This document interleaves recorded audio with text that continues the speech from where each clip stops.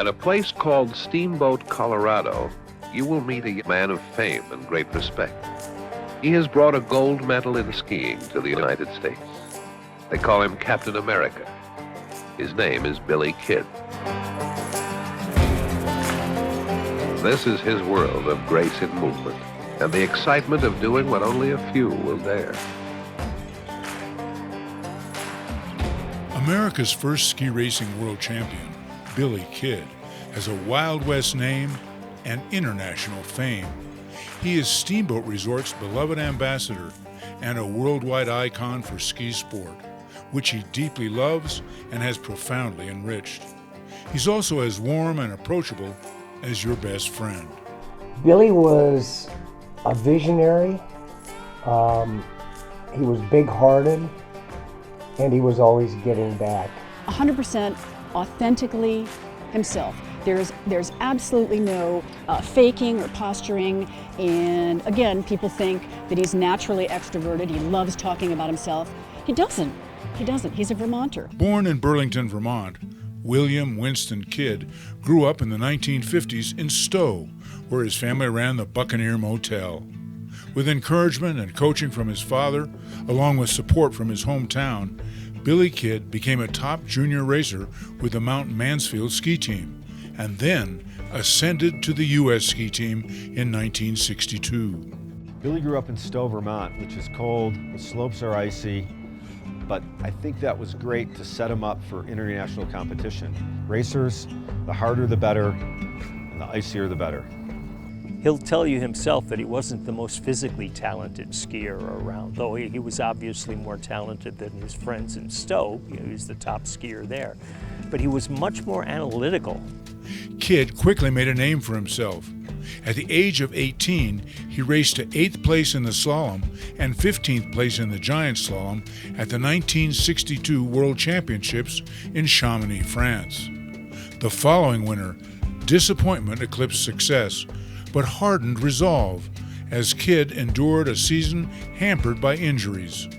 He entered the 1964 campaign, an Olympic year, with high hopes and gritty determination. My experience with Billy is that he was always thinking ahead about how he could get a little bit, just another 1/10 of a second out of a race course by fooling with his boots or doing a better job waxing his skis. He was always looking for a little tiny advantage. Throughout the history of the U.S. ski team, racers were pretty excited to make the team, and they thought that was the culmination of their career. I made the U.S. ski team. But for Billy, he wasn't satisfied just to be a U.S. ski team member. He wanted to be a world champion and an Olympic champion. Billy Kidd of the United States. My concentration is pretty good as I'm walking up a slalom course. Billy from Stowe, Vermont, 20 years old. And I'm not very conversant. Nice series of gates out of that start, though, Jimmy. I can memorize the position of 120 poles, not only the absolute position, but relative distances between the poles, and not just that there are 4 open gates here, but that there are 3 open gates, that there's a hairpin here and it's a little offset, and so forth. I can memorize terrain changes, whether it's steep, whether it's flat, whether it's fall away. I have enough confidence to know that the way I figure out how to take a course is the best way. At the 1964 Winter Games in Innsbruck, Austria, 20-year-old Billy Kidd raced down and rose up, becoming the first American man to win an Olympic Alpine skiing medal. Silver in slalom. And he did it. The temporary leader, at least at the moment, is Billy Kidd of the United States. While his good friend and teammate Jimmie Heuga captured the bronze. Kidd and Heuga raced into history and legend. In addition to his slalom heroics, Kidd skied to 7th in the giant slalom and 16th in the downhill in Innsbruck. His formidable finishes in all 3 races, unprecedented by an American, earned him an FIS bronze medal. We were all at the Steamboat Springs Winter Carnival. A guy that was an Olympian from Steamboat named Marvin Crawford, he was announcing the downhill and the slalom, and he stopped everything and he says, just so all of you know that Billy Kidd won a silver medal and Jimmie Heuga won the bronze medal in the Olympics this morning in Innsbruck. And you know, there was a big train load of people and it was a big big deal that happened at Steamboat that morning. It was a quantum leap for the American ski team, and it really validated Bob Beatty's program. In 1966, Billy Kidd won a trio of important races in Europe and was outpacing France's legendary Jean-Claude Killy. Then, injuries struck the American superstar. The first injury almost ended his career, an ankle sprain in January that required a tendon operation. Later that same season, he broke his right tibia in 2 places during downhill training at the World Championships held in August 1966 in Portillo, Chile. That disabling injury also kept him out of the inaugural World Cup season in 1967. During his time off skis, Kidd returned to school at the University of Colorado in Boulder. Then, the following winter, he scored his first World Cup victory, a slalom win in the 1968 Roach Cup in Aspen. And in 1969, he claimed another World Cup slalom triumph in Squaw Valley, California. Billy broke his leg, of course, before the first World Cup season, which he missed. And I think that that's one of the reasons that Jean-Claude Killy dominated the sport that winter, because he didn't have Billy in opposition. Ski racers in the day, in the 60s and 70s, certainly suffered from a lot of injuries, and how you reacted to that injury was a defining moment in your career. Some people put their tail between the legs and walked off. Billy Kidd had his share of injuries, broken legs, twisted knees, twisted ankles, but it made him stronger. He came back time and time again. But he hadn't really raced very much until it showed up at the Roach Cup. And then he kind of shocked us all. You know, Billy's deal was he didn't train a lot, he just thought a lot. And he thought his way back into shape to win the downhill back there at the Roach Cup.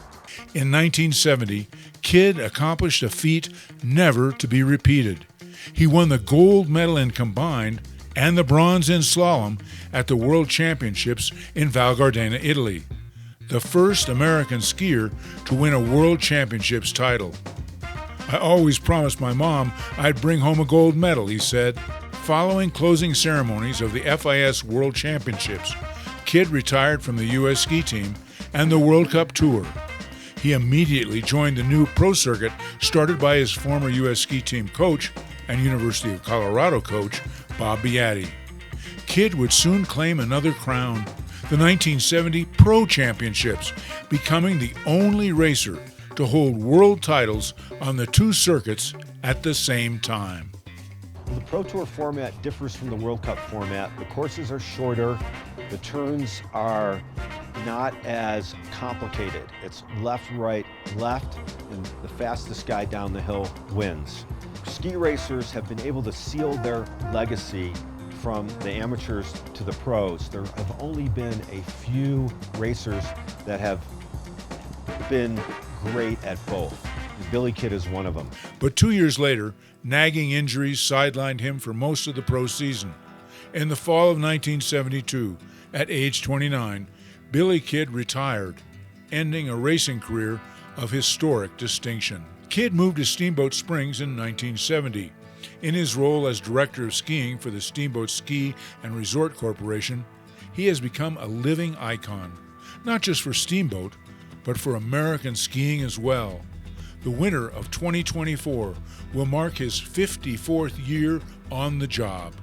His enthusiasm never wanes. What's most important to me, he says, is something I learned from my most important mentor, Sepp Ruschb. That's passing it forward, sharing the joy of skiing with everyone. So it has been a joy watching Billy on his 1 o'clock Steamboat Resort run, working with the public. Sometimes 12 people show up, sometimes 200 people have shown up. And what he gives is joy. He spreads the joy about skiing.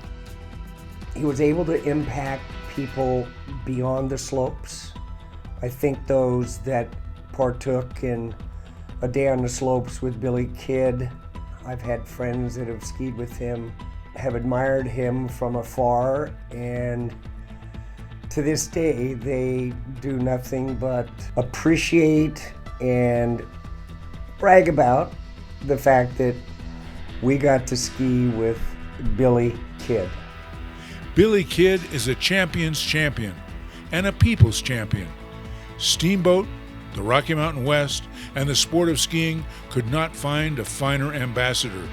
For more than a half century, skiers and snowboarders of all ages and abilities have joined him for a free on-mountain clinic and a chance to touch greatness.